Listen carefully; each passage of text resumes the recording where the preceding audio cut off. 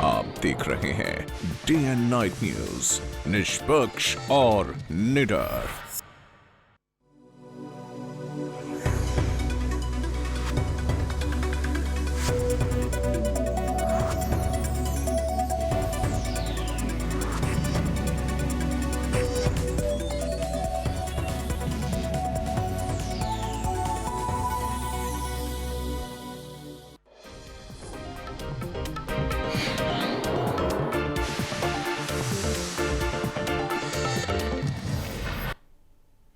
नमस्कार, सत श्री अकाल। डी एन नाइट न्यूज़ से पंजाबी खबरों के बुलेटिन में तुहाडा स्वागत है। जमीन प्राप्ति बिल के खिलाफ जंतर मंतर उत्ते आयोजित आम आदमी पार्टी की रैली में राजस्थान के एक किसान ने खुदकुशी की कोशिश की, जिस तो बाद उसनू तुरंत राम मनोहर लोहिया हस्पताल में भर्ती कराया गया, जिथे उसकी मौत हो गई। खुदकुशी करने वाले शख्स के कोलों एक खत बरामद होया है, जिस विच लिखिया सी कि वह राजस्थान के दौसा का रहने वाला है ते बेमौसमे मीह कारण उसकी पूरी फसल बर्बाद हो गई है। उसके पिता ने उसनू घरों कढ़ दिता है।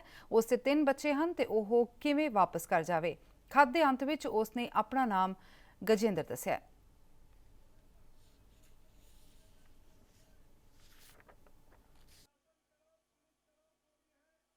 वो एक्चुअली जब हमारे यहाँ लाए गए थे ही वाज ब्रॉट डेड। कुछ डिटेल पता चला है उनका? नहीं, कुछ डिटेल नहीं पता। He is Gajendra from Dausa. This is what we have come to know. Dausa is a place in Rajasthan. No जिम्मेवारी तो देखो, जो अगर बच्चों की जायज मांगे थी तो उनके साथ हमें बातचीत करके वो मांगे सुलझानी चाहिए है। देखो, जिम्मेवारी तो हम सभी की बनती है कि हम लोग एक तो उन बच्चों के साथ हमें हैंडल ठीक करना चाहिए, हमें उनकी संवेदनशीलता को समझना चाहिए, उनकी जो डिमांड्स है उनको उन पर गौर फरमाना चाहिए और जहां तक उनकी मांगे संभव है ज्यादा उनको एडजस्ट करना चाहिए। वैकल्टी का अगर उनको जो निलंबन है, जो कुछ हुआ है या नहीं, वो सबको संवेदनशीलता से इसको हैंडल करना चाहिए। वो सब ठीक है। युवा है, किसान है। मैं इसके ऊपर राहुल जो भी मदद कर सकते हैं अगर बॉडी को वहां पहुंचाने के लिए तो ये करेंगे। पॉलिटिकल प्रोग्राम के अंदर राजस्थान के बांदीकुई तहसील के दौसा जिले के निवासी ने आत्महत्या करने की कोशिश करी और बहुत लंबे समय तक वो किसान पेड़ से लटक कर अपनी जान देने की जो कोशिश कर रहा था, अंततः जो जानकारी मुझे मिली है कि उसने अपना दम तोड़ दिया है। ये हम सब के लिए बहुत एक बुरी खबर है, सदमे वाली खबर है। मैं समझता हूँ कोई भी किसान इससे ज़्यादा एक्सट्रीम स्टेप नहीं उठा सकता। एक पब्लिक स्पेस में, सार्वजनिक स्थल पर किसान अपनी जान लेने के लिए विवश हो रहे हैं। मैं इस मुद्दे को, इस इशू को पॉलिटिसाइज नहीं करना चाहता हूँ, लेकिन हम सब के लिए बड़े शर्म की बात है कि इस देश में एक ऐसा वातावरण निर्मित हुआ है। जो शख्स ऊपर चढ़ा हुआ था, नहीं तो क्या कहते हैं, बाकी लोग क्या कर रहे थे वहां पर? लीडर वो होता है जो सबसे आगे जाकर काम करे। मैं तो कह रहा हूं कि आज अगर अरविंद केजरीवाल उछल के चले जाते और पेड़ के पास पहुंच के उसको बचाने की कोशिश करते तो शायद आज देश में उनका ज्यादा नाम होता।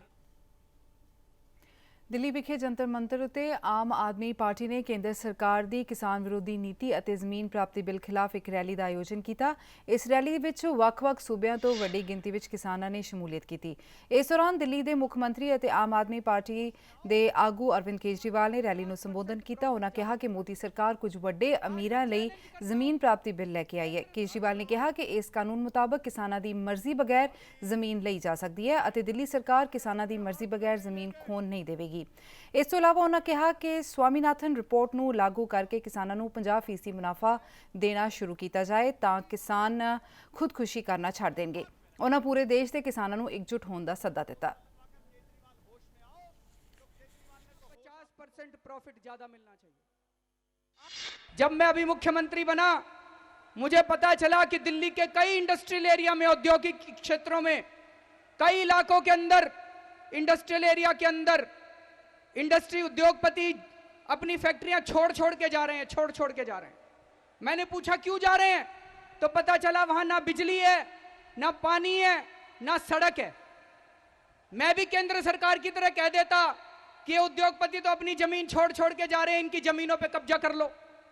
मैंने उन उद्योगपतियों को बिठा के पूछा तुम्हारी क्या क्या मजबूरी है, वो दूर करेंगे, उनको जमीन, उनको दोबारा उद्योगपतियों को वापस लेके आएंगे, उनको बिजली देंगे, उनको पानी देंगे, उनको सड़क देंगे, उनकी व्यवस्था करेंगे।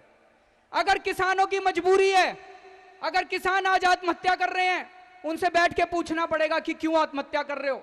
अगर आज किसान अपनी जमीन बेचने के लिए मजबूर है, इसका मतलब यह नहीं है कि उनकी जमीनें हथिया लो, उनकी जमीनें छीन लो। इसका मतलब यह है कि उनके साथ बैठ के पूछो। कोई किसान को कोई शौक नहीं है कि अपने गांव में जमीन बेच के दिल्ली के अंदर आके रिक्शा वाले का काम करने का, किसी को शौक नहीं है। अपने गांव के अंदर किसान ईमानदारी के साथ, इज्जत के साथ रोटी कमाना चाहता है। एक ही सबसे बड़ा कारण है आज किसान क्यों अपनी जमीन बेचने पे मजबूर हुआ, और वो कारण है कि किसानों को अपनी फसल का पूरा दाम नहीं मिलता है। किसान मेहनत करता है, किसान धूप के अंदर, बारिश के अंदर मेहनत करता है, 24 घंटे मेहनत करता है, लेकिन उसके बाद उसको अपनी फसल का दाम नहीं दिया जाता है। इसके ऊपर कई बार बात उठी है। स्वामीनाथन आयोग ने बात उठाई थी। स्वामीनाथन आयोग ने कहा था कि किसी भी किसान को जितनी उसकी लागत आए उसका 50% प्रॉफिट ज्यादा मिलना चाहिए, उसकी लागत जमा 50% प्रॉफिट ज्यादा मिलना चाहिए। आज मैं चैलेंज करता हूं, केंद्र सरकार इसको लागू कर दे। इस एक रिकमेंडेशन को, स्वामीनाथन रिपोर्ट की इस रिकमेंडेशन को लागू कर दे, देश के अंदर किसान आत्महत्या बंद कर देंगे और दिल्ली के लोग भी जा जाके किसानी करना चालू कर देंगे। ਲੁਧਿਆਣਾ ਤੋਂ ਲੋਕ ਸਭਾ ਮੈਂਬਰ ਰਵਨੀਤ ਸਿੰਘ ਬਿੱਟੂ ਨੇ ਸੰਸਦ ਵਿੱਚ ਤਖਤ ਸ੍ਰੀ ਹਜ਼ੂਰ ਸਾਹਿਬ ਦੇ ਪ੍ਰਬੰਧਕੀ ਬੋਰਡ ਦਾ ਮੁੱਦਾ ਚੁੱਕਿਆ। ਉਹਨਾਂ ਕਿਹਾ ਕਿ ਸਰਕਾਰ ਨੇ ਇਸ ਵਿੱਚ ਸਿੱਧੀ ਦਖਲਅੰਦਾਜ਼ੀ ਕੀਤੀ ਹੈ। ਉਹਨਾਂ ਕਿਹਾ ਕਿ ਹਜ਼ੂਰ ਸਾਹਿਬ ਬੋਰਡ ਵਿੱਚ ਕੇਵਲ 17 ਮੈਂਬਰ ਹੁੰਦੇ ਨੇ। ਉਹਨਾਂ ਕਿਹਾ ਕਿ ਮਹਾਰਾਸ਼ਟਰ ਸਰਕਾਰ ਨੇ ਬੋਰਡ ਦਾ ਕੰਮਕਾਜ ਆਪਣੇ ਹੱਥਾਂ ਵਿੱਚ ਲੈਣ ਲਈ ਉੱਥੋਂ ਦੇ ਇੱਕ MLA ਨੂੰ ਬੋਰਡ ਦਾ ਪ੍ਰਧਾਨ ਅਤੇ ਚੇਅਰਮੈਨ ਨਿਯੁਕਤ ਕੀਤਾ ਹੈ, ਜੋ ਕਿ RSS ਦਾ ਆਦਮੀ ਹੈ। ਰਵਨੀਤ ਸਿੰਘ ਬਿੱਟੂ ਆਪਣੀ ਗੱਲ ਕਹਿ ਹੀ ਰਹੇ ਸਨ ਕਿ ਲੋਕ ਸਭਾ ਸਪੀकर ਨੇ सदन की कार्रवाई मुलतवी कर दी। मैं आपका ध्यान सिखों के अहम तख्त श्री हजूर साहिब के प्रबंधनी बोर्ड के तरफ लेकर जाना चाहता हूं, जिसमें सरकार ने सीधी दखलंदाजी की है, क्योंकि टोटल 17 मेंबर्स में श्री हजूर साहिब बोर्ड में होते हैं। तो महाराष्ट्र सरकार ने तख्त श्री हजूर साहिब का कंट्रोल अपने हाथ में लेने के लिए वहां के एक MLA साहब, उनको सीधा मैनेजमेंट बोर्ड का प्रधान और चेयरमैन बनाया है। ये वहाँ की बात है मैडम, ये बहुत बड़ी बात है मैडम। सिखों में बहुत, दुनिया भर में बहुत बड़ा रोष है मैडम। सीधा वो RSS के आदमी है। ये और गलत बात है मैडम। फिर अगर ये छेड़खानी करेंगे तो मैं ऐसा बोलूंगा। ਕਾਂਗਰਸ ਦੇ ਉਪ ਪ੍ਰਧਾਨ ਰਾਹੁਲ ਗਾਂਧੀ ਨੇ ਲੋਕ ਸਭਾ ਦੀ ਕਾਰਵਾਈ ਦੌਰਾਨ ਇੰਟਰਨੈਟ ਦਾ ਮੁੱਦਾ ਚੁੱਕਿਆ। ਰਾਹੁਲ ਗਾਂਧੀ ਨੇ ਇਲਜ਼ਾਮ ਲਗਾਇਆ ਕਿ ਸਰਕਾਰ ਨਿਯਮਾਂ ਵਿੱਚ ਤਬਦੀਲੀ ਕਰਕੇ ਕਾਰਪੋਰੇਟ ਘਰਾਣਿਆਂ ਨੂੰ ਫਾਇਦਾ ਪਹੁੰਚਾਉਣਾ ਚਾਹੁੰਦੀ ਹੈ। ਕਾਂਗਰਸ ਵੱਲੋਂ ਚੁੱਕੇ ਗਏ ਇਹਨਾਂ ਸਵਾਲਾਂ ਬਾਰੇ ਕੇਂਦਰੀ ਸੰਚਾਰ ਮੰਤਰੀ ਰਵੀ ਸ਼ੰਕਰ ਪ੍ਰਸਾਦ ਨੇ ਕਿਹਾ ਕਿ ਉਹ ਪਹਿਲਾਂ ਹੀ ਸਾਫ਼ ਕਰ ਚੁੱਕੇ ਹਨ ਕਿ ਦੇਸ਼ ਦੇ ਸਾਰੇ ਨੌਜਵਾਨਾਂ ਤੱਕ ਇੰਟਰਨੈਟ ਦੀ ਪਹੁੰਚ ਯਕੀਨੀ ਬਣਾਈ ਜਾਵੇਗੀ। सरकार इंटरनेट को भी बड़े बड़े उद्योगपतियों को बांटना चाहती है। 1 million people have registered to fight for net neutrality. Youth have voted. They are asking on Twitter, on Facebook, on all other applications. They are fighting for net neutrality, and this government is trying to carve out the net and hand it over to some corporates. I would request the government to please stop the TRAI consultation and to look into changing the law or writing a law for net neutrality. Thank you. हम इस सदन को बहुत विनम्रता से बताना चाहते हैं कि इस कंट्रोवर्सी के आने के पहले ही मैंने कहा था कि हमारी सरकार इस देश के नौजवानों के इंटरनेट के एक्टिविज्म का अभिनंदन करती है, जिसने हिंदुस्तान के IT पावर को आगे बढ़ाया।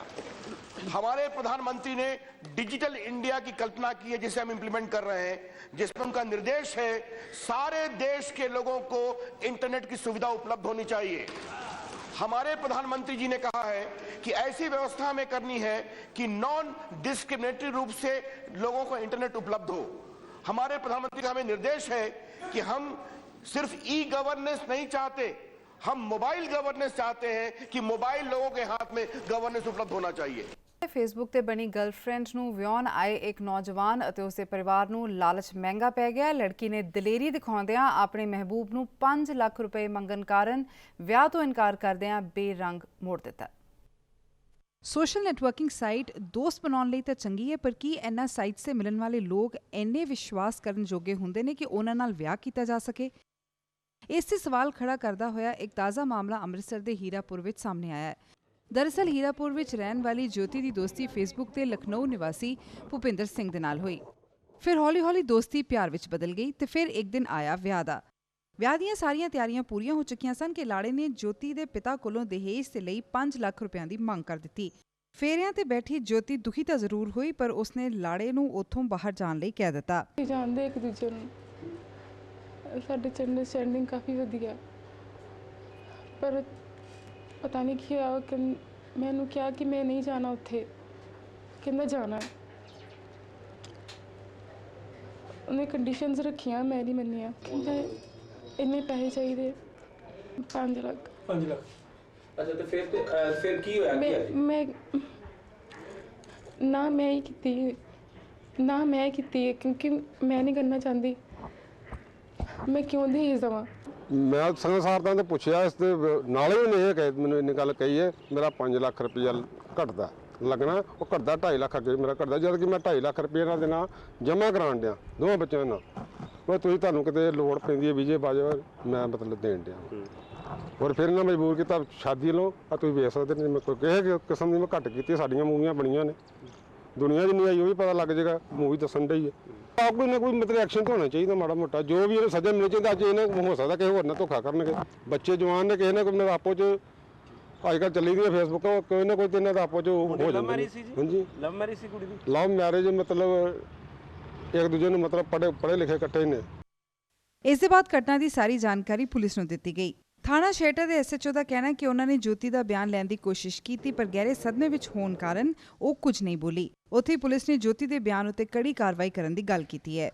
ਉਹਨਾਂ ਦੀ ਲੜਕੀ ਜੋਤੀ ਵਾਲਾ, ਉਹਦੀ ਅੱਜ ਤਾਜ ਪੈਲੇਸ ਦੇ ਵਿੱਚ ਸ਼ਾਦੀ ਸੀਗੀ ਤੇ ਉੱਥੇ ਇਹਨਾਂ ਦੇ ਦੱਸਣ ਮੁਤਾਬਿਕ ਵੀ ਲੜਕੇ ਵਾਲਿਆਂ ਨੇ 5 ਲੱਖ ਰੁਪਏ ਦੀ ਡਿਮਾਂਡ ਰੱਖੀ। ਇਹਨਾਂ ਦੇ ਦੱਸਣ ਮੁਤਾਬਿਕ ਇਹ ਹੈ ਵੀ ਆਈਟੀਆਈ ਦੇ ਵਿੱਚ ਇਕੱਠੇ ਪੜ੍ਹਦੇ ਰਹੇ ਆ, ਕਠੂਏ ਤੋਂ ਇਹਨਾਂ ਨੇ ਆਈਟੀਆਈ ਕੀਤੀ ਹੈ। ਉਸ ਤੋਂ ਬਾਅਦ ਲੜਕਾ ਨਿਊਜ਼ੀਲੈਂਡ ਚਲਾ ਗਿਆ ਸੀਗਾ।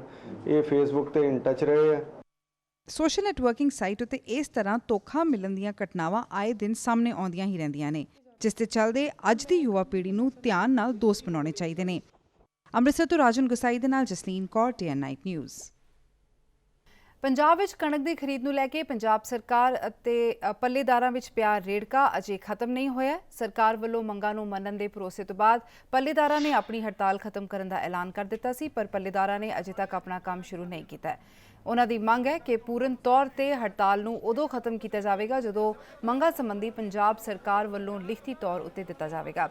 ਪੱਲੇਦਾਰਾਂ ਨੇ ਬਰਨਾਲਾ ਦੀ ਮੰਡੀ ਵਿੱਚ ਰੋਸ ਮੁਜ਼ਾਹਰਾ ਕੀਤਾ ਤੇ ਮੰਡੀ ਵਿੱਚ ਬਾਰਦਾਨੇ ਦੇ ਪਹੁੰਚਣ ਦਾ ਵਿਰੋਧ ਕੀਤਾ। ਇਸ ਮੌਕੇ ਪੁਲਿਸ ਦੇ ਪੁੱਜਣ ਕਾਰਨ ਮਾਹੌਲ ਤਣਾਅ ਵਾਲਾ ਵੀ ਬਣ ਗਿਆ। ਬਰਨਾਲਾ ਦੀ ਦਾਣਾ ਮੰਡੀ ਨੂੰ ਪੁਲਿਸ ਛਾਉਣੀ ਵਿੱਚ ਤਬਦੀਲ ਕਰਕੇ ਮੰਡੀ ਵਿੱਚ ਬਾਰਦਾਨਾ ਪਹੁੰਚਾਇਆ ਗਿਆ। ਇਸ ਮੌਕੇ ਪੱਲੇਦਾਰ ਯੂਨੀਅਨ ਦੇ ਆਗੂਆਂ ਨੇ ਕਿਹਾ ਕਿ ਜਿੰਨਾ ਚਿਰ ਉਹਨਾਂ ਦੀਆਂ ਮੰਗਾਂ ਸੰਬੰਧੀ ਸਰਕਾਰ ਵੱਲੋਂ ਲਿਖਤੀ ਤੌਰ ਉੱਤੇ ਨਹੀਂ ਦਿੱਤਾ ਜਾਂਦਾ, ਉਹਨਾਂ ਵੱਲੋਂ ਮੰਡੀਆਂ ਵਿੱਚ ਕੰਮ ਨਹੀਂ ਕੀਤਾ ਜਾਏਗਾ। ਇਸ ਸੰਬੰਧੀ ਜਦੋਂ ਪ੍ਰਸ਼ਾਸਨਿਕ ਅਧਿਕਾਰੀਆਂ ਨਾਲ ਗੱਲ ਕੀਤੀ ਤਾਂ ਉਹਨਾਂ ਕਿਹਾ ਕਿ ਪੱਲੇਦਾਰਾਂ ਦੀਆਂ ਮੰਗਾਂ ਨੂੰ ਸਰਕਾਰ ਵੱਲੋਂ ਜਲਦੀ ਪੂਰਾ ਕਰ ਦਿੱਤਾ ਜਾਏਗਾ।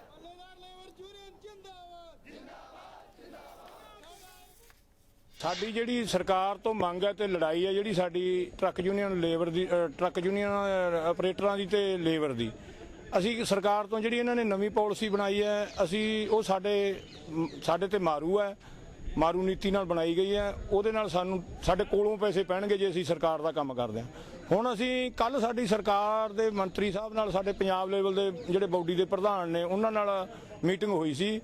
ਉਹਨਾਂ ਨੇ ਮੂੰਹ ਜ਼ਬਾਨੀ ਕੁਝ ਗੱਲਾਂ ਅਸੀਂ ਐਗਰੀ ਕੀਤੀਆਂ, ਕੁਝ ਸਰਕਾਰ ਨੇ ਕੀਤੀਆਂ ਨੇ, ਪਰ ਅਸੀਂ ਕਹਿੰਦੇ ਵੀ ਸਾਨੂੰ ਲਿਖਤੀ ਰੂਪ 'ਚ ਸਾਨੂੰ ਪਾਲਿਸੀ ਦਿਓ। ਲੇਬਰ ਵੱਲੋਂ ਹੜਤਾਲ ਕੀਤੀ ਜਾ ਰਹੀ ਹੈ। ਬਾਰ-ਬਾਰ ਲੇਬਰ ਦੇ ਸਾਰੇ ਰਿਪਰੈਜ਼ੈਂਟੇਟਿਵ ਨਾਲ ਗੱਲ ਕੀਤੀ ਗਈ ਕਿ ਉਹ ਸਰਕਾਰ ਨੂੰ ਸਹਿਯੋਗ ਦੇਣ ਤਾਂ ਜੋ ਮੰਡੀ ਵਿੱਚ ਕਣਕ ਦੇ ਆਮਦ ਅਤੇ ਪ੍ਰੋਕਿਉਰਮੈਂਟ ਦੇ ਕੰਮ ਨੂੰ ਸਿਰੇ ਚੜਾਇਆ ਜਾਵੇ। ਪਰ ਲੇਬਰ ਦੇ ਸਹਿਯੋਗ ਨਾ ਹੋਣ ਕਰਕੇ ਅੱਜ ਮਜਬੂਰੀ ਵਸ ਸਾਨੂੰ ਪੁਲਿਸ ਦੀ ਪ੍ਰੋਟੈਕਸ਼ਨ ਅੰਡਰ ਆੜ੍ਹਤੀਆਂ ਦੀ ਲੇਬਰ ਅਤੇ ਟਰਾਲੀਆਂ ਰਾਹੀਂ ਬਾਰਦਾਨਾ ਚੁਕਾਉਣਾ ਪੈ ਰਿਹਾ ਤਾਂ ਕਿ ਮੰਡੀਆਂ ਵਿੱਚ ਬਾਰਦਾਨਾ ਪਹੁੰਚਦਾ ਹੋਵੇ ਅਤੇ ਲੱਗੀ ਹੋਈ ਜਿਣਸ ਨੂੰ ਸਾਂਭਿਆ ਜਾ ਸਕੇ। ਇਹ ਜਿਹੜਾ ਮਾਮਲਾ ਅੱਜ ਦਾ, ਇਹ ਬੇਸਿਕਲੀ ਜਿਹੜਾ ਮਾਮਲਾ ਹੈ ਬਾਰਦਾਨੇ ਦਾ, ਕਿਉਂਕਿ ਮੰਡੀਆਂ ਦੇ ਵਿੱਚ ਖਰੀਦ ਸ਼ੁਰੂ ਹੋ ਚੁੱਕੀ ਹੈ।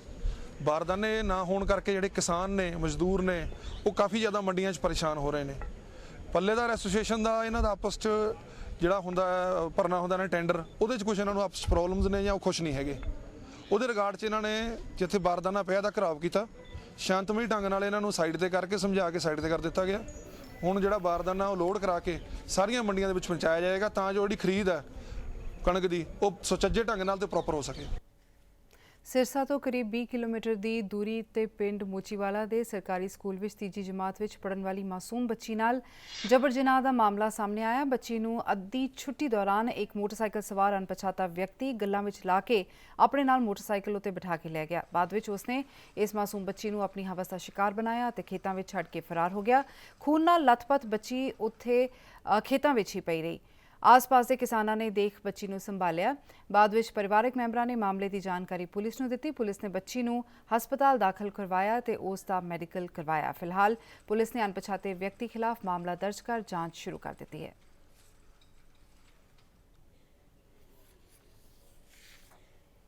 मेरे को फ़ोन आया जी 1-1:30 बजे सुदेश मैया से, बोले आपकी ये लड़की हमारे यहाँ रोती हुई आई है तो बागी दौड़ की ढाणी के पास से, और आपको इन ले जाओ, कोई किसके साथ में चली गई है। बाद में मैं जी खेत से आया, तूड़ी की ट्राली उतार रहा था। बाद में फिर मैं भाई को भेजा मोटरसाइकिल लेके। नहीं जी पता नहीं है जी, लड़की बता रही है जी मैं स्कूल में गेट के अंदर गई, गेट के अंदर बाहर से आवाज़ आई, बोले कहा आज बच्ची आपको मोटरसाइकिल पर बैठ जा, मैडम ने जाना है गांव से। फिर वो ले गया जी खेत में, पहले पेट्रोल पंप पर तेल डलवाया, बाद में फिर जोरड़ फार्म की रोड से वो ले गया जी। शिकायत तो यही दी है कि भाई मेरी लड़की स्कूल में खेल रही थी, मतलब आप टाइम पे मोचीवाड़ी, और उसको एक काले बाइक पे और एक पैंट शर्ट डाला था ब्लैक रंग की, वो बिठा के ले गया। उन्होंने तो अपनी गुड़िया से ही पूछा है, उसी ने जो बताया उसी के आधार पे बता रहे। ਗੁਜਰਾਤ ਸਥਿਤ ਪੋਰਬੰਦਰ ਦੇ ਤੱਟ ਉੱਤੇ ਸੋਮਵਾਰ ਨੂੰ ਤੱਟ ਰੱਖਿਅਕ ਬਲਾਂ ਅਤੇ ਨੇਵੀ ਨੇ ਸਾਂਝੀ ਮੁਹਿੰਮ ਚਲਾ ਕੇ ਇੱਕ ਸ਼ੱਕੀ ਪਾਕਿਸਤਾਨੀ ਕਿਸ਼ਤੀ ਨੂੰ ਆਪਣੇ ਕਬਜ਼ੇ ਵਿੱਚ ਲਿਆ ਹੈ। ਕਿਸ਼ਤੀ ਉੱਤੇ ਸਵਾਰ 8 ਪਾਕਿਸਤਾਨੀ ਨਾਗਰਿਕਾਂ ਨੂੰ ਵੀ ਗ੍ਰਿਫਤਾਰ ਕਰ ਲਿਆ ਗਿਆ ਹੈ। ਕਿਸ਼ਤੀ ਵਿੱਚੋਂ ਕਰੀਬ 140 ਕਿਲੋ ਹੈਰੋਇਨ ਨਾਲ ਕਈ ਸੈਟੇਲਾਈਟ ਫੋਨ ਵੀ ਜ਼ਬਤ ਕੀਤੇ ਗਏ ਹਨ। ਬਾਜ਼ਾਰ ਵਿੱਚ ਇਸ ਹੈਰੋਇਨ ਦੀ ਕੀਮਤ ਕਰੀਬ 600 ਕਰੋੜ ਰੁਪਏ ਦੱਸੀ ਜਾ ਰਹੀ ਹੈ। ਸੁਰੱਖਿਆ ਏਜੰਸੀਆਂ ਮਾਮਲੇ ਦੀ ਤਫਤੀਸ਼ ਵਿੱਚ ਜੁਟ ਗਈਆਂ ਹਨ। ਇਹ ਕਿਸ਼ਤੀ ਕੌਮਾਂਤਰੀ ਜਲ ਖੇਤਰ 'ਚੋਂ ਭਾਰਤ ਦੀ ਸਮੁੰਦਰੀ ਹੱਦ ਵਿੱਚ ਦਾਖਲ ਹੋ ਰਹੀ ਸੀ, ਤਦ ਹੀ ਭਾਰਤੀ ਤੱਟ ਰੱਖਿਅਕ ਬਲਾਂ ਅਤੇ ਨੇਵੀ ਨੇ ਇਸ ਨੂੰ ਦਬੋਚ ਲਿਆ। ਮੰਤਰਾਲੇ ਨੇ ਦੱਸਿਆ ਕਿ ਕਿਸ਼ਤੀ ਵਿੱਚ ਲਿਆਂਦੇ ਜਾ ਰਹੇ ਨਸ਼ੀਲੇ ਪਦਾਰਥ ਨੂੰ ਗੁਜਰਾਤ ਦੇ ਤੱਟ ਉੱਤੇ ਲਿਆਂਦਾ ਜਾ ਰਿਹਾ ਸੀ। ਕਿਸ਼ਤੀ 'ਚੋਂ ਸੈਟੇਲਾਈਟ ਕਮਿਊਨੀਕੇਸ਼ਨ ਫੋਨ ਅਤੇ ਸਥਿਤੀ ਦੀ ਜਾਣਕਾਰੀ ਦੇਣ ਵਾਲਾ GPS ਸਿਸਟਮ ਵੀ ਬਰਾਮਦ ਕੀਤਾ ਗਿਆ ਹੈ। ਕਿਸ਼ਤੀ ਦੀ ਘੁਸਪੈਠ ਦੀ ਖਬਰ ਪਹਿਲਾਂ ਹੀ ਮਿਲ ਗਈ ਸੀ।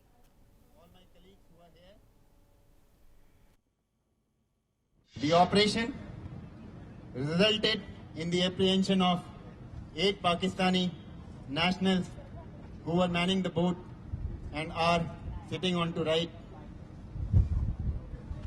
The operation was initially launched on 18th April 2015 and was based on the intelligence input. For the suspected contact at sea was suitably augmented by extensive aerial surveillance provided by Coast Guard and naval aircraft air units, which included Dornier aircraft, ILs and P-8. Shiromani ਭਗਤ ਧੰਨਾ ਜੀ ਦੇ ਜਨਮ ਦਿਹਾੜੇ ਨੂੰ ਸਮਰਪਿਤ Shiromani committee ਵੱਲੋਂ ਗੁਰਦੁਆਰਾ ਮੰਜੀ ਸਾਹਿਬ ਦੀਵਾਨ ਹਾਲ ਵਿਖੇ ਸ਼੍ਰੀ ਅਖੰਡ ਪਾਠ ਸਾਹਿਬ ਦੇ ਭੋਗ ਪਾਏ ਗਏ।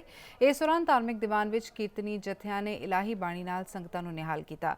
ਸ਼੍ਰੋਮਣੀ ਗੁਰਦੁਆਰਾ ਪ੍ਰਬੰਧਕ ਕਮੇਟੀ ਵੱਲੋਂ ਸ੍ਰੀ ਗੁਰੂ ਗ੍ਰੰਥ ਸਾਹਿਬ ਵਿੱਚ ਅੰਕਿਤ ਬਾਣੀ ਦੇ ਬਾਣੀਕਾਰ ਭਗਤਾਂ ਦੇ ਜਨਮ ਦਿਹਾੜਿਆਂ ਨੂੰ ਸ਼ਰਧਾ ਨਾਲ ਮਨਾਉਣ ਦਾ ਇੱਕ ਇਤਿਹਾਸਿਕ ਫੈਸਲਾ ਬੀਤੇ ਸਾਲ ਲਿਆ ਗਿਆ ਸੀ, ਜਿਸ ਤਹਿਤ ਭਗਤ ਧੰਨਾ ਜੀ ਦਾ ਜਨਮ ਦਿਹਾੜਾ ਕਮੇਟੀ ਵੱਲੋਂ ਬੜੀ ਸ਼ਰਧਾ ਅਤੇ ਸਤਿਕਾਰ ਨਾਲ ਮਨਾਇਆ ਗਿਆ।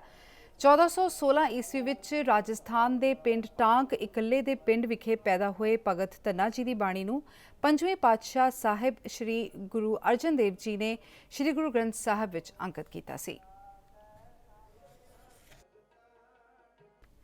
ਨਿਰਦੇਸ਼ਕ ਅਮਿਤੋਸ਼ ਮਾਨ ਅਤੇ ਗਾਇਕ ਅਤੇ ਅਦਾਕਾਰ ਹਰਭਜਨ ਮਾਨ ਦੀ ਜੋੜੀ ਦੀ ਨਵੀਂ ਫਿਲਮ ਗੱਦਾਰ ਦ ਟ੍ਰੇਟਰ ਦਾ ਟ੍ਰੇਲਰ ਅੰਮ੍ਰਿਤਸਰ ਵਿੱਚ ਰਿਲੀਜ਼ ਕੀਤਾ ਗਿਆ।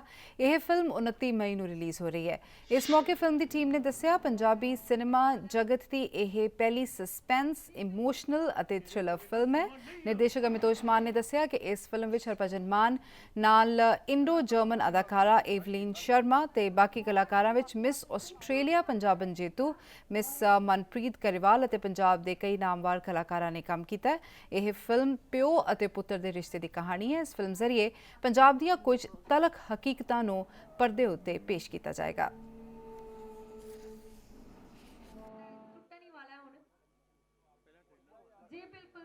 ਮੇਰੇ ਕੋਲ ਨਾ ਸਮਾਂ ਨਹੀਂ ਹੈ। ਇੰਪੋਸੀਬਲ।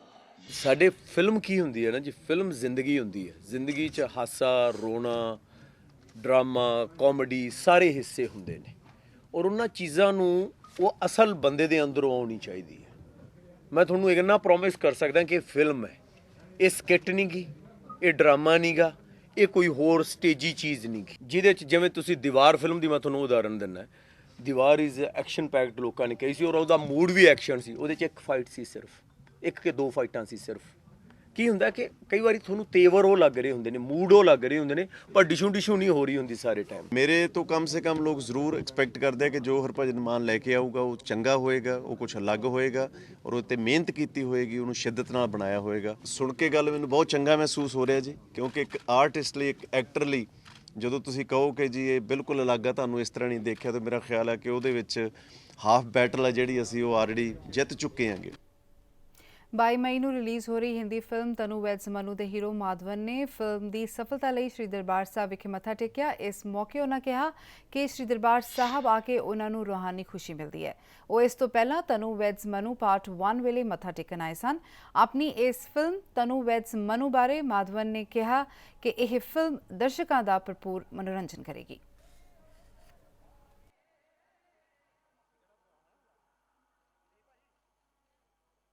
बहुत अच्छा लग रहा है। हम पिछली बार जब आए थे तब तनु वर्ड्स मनु, मेरी पहली तनु वर्ड्स मनु फिल्म रिलीज़ हुई थी और गुरु की कृपा से बहुत बड़ी हिट हो गई। अब इसी उम्मीद और दुआ के साथ हम फिर से आए हैं।